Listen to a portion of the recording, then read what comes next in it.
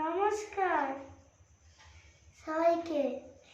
আমি একটা কবিতা বলবো। সেটার নাম হলো শালিক পাখি। শালিক পাখি, শালিক পাখি, তুই আকাশের মালিক নাকি?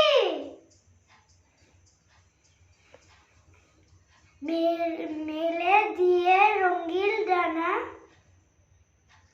চোচে বেড়াস আকাশখানা। বকে না কেউ, কেউ মারে না, কেউ মারে না, পর বরে কেউ হাক ছাড়ে না। নিজের যে তুই নিজের নিজের মালিক, ওরে